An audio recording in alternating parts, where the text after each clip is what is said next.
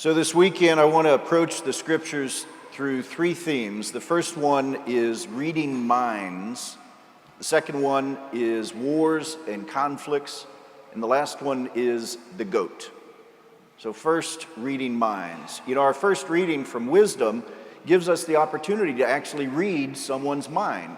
And it's a little scary because the mind that we're reading in the first reading is the mind of a cynic.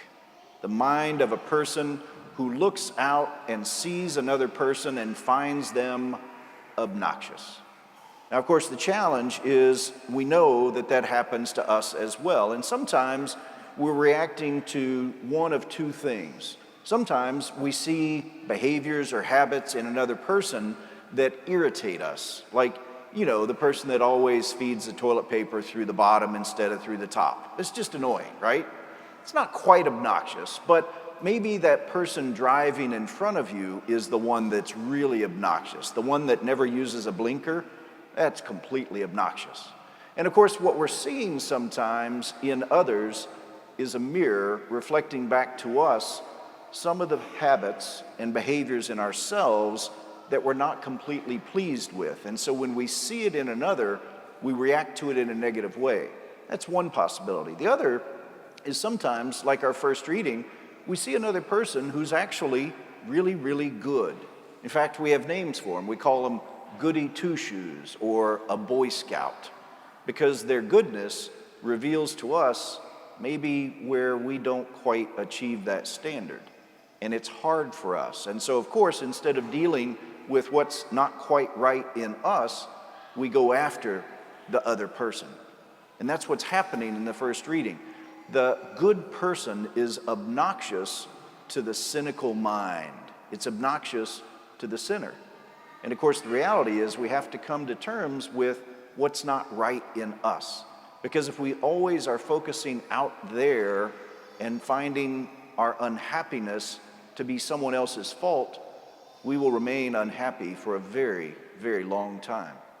And that's why St. James in the second letter today reminds us about where wars and conflicts come from. They come from disordered passions. They come from a disordered life. And a disordered life is disordered because it puts the wrong thing first. If we put the right thing first, everything else falls into place appropriately. But the conflicts and the wars that we see are often caused because we put the wrong thing first.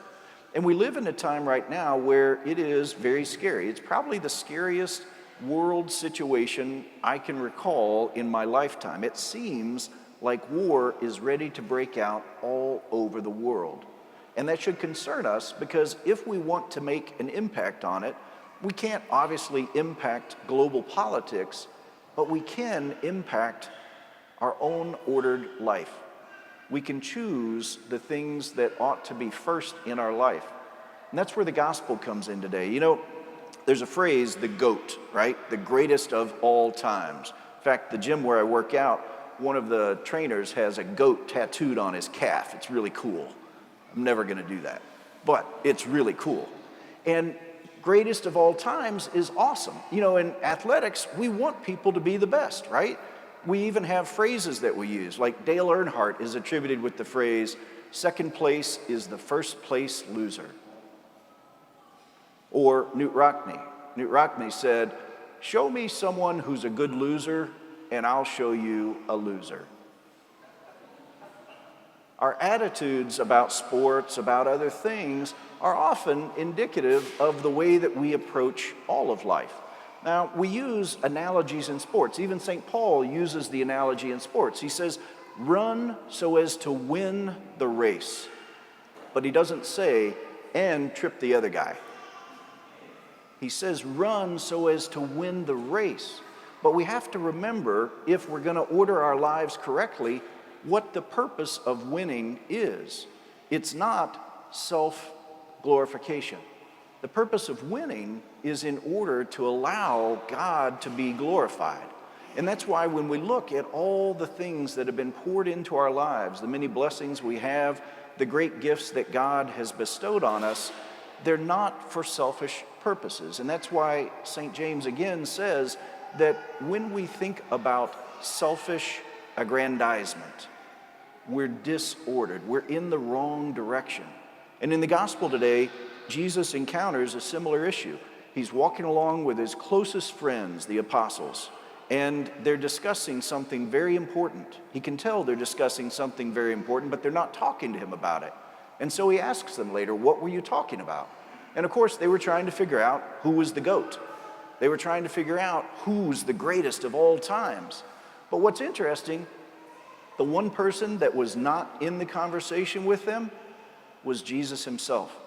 They were trying to figure out who was great without even dialoguing with the person of Jesus Christ. And so, of course, they can't understand what real greatness is because they're disordered. They've put things in the wrong place. And so the first place has to be recognizing that our lives are meant to glorify God.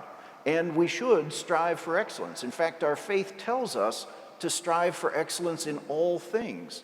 But we're striving for excellence not so that we can just satisfy ourselves, but so that we can glorify God who gave us the ability to do all these things.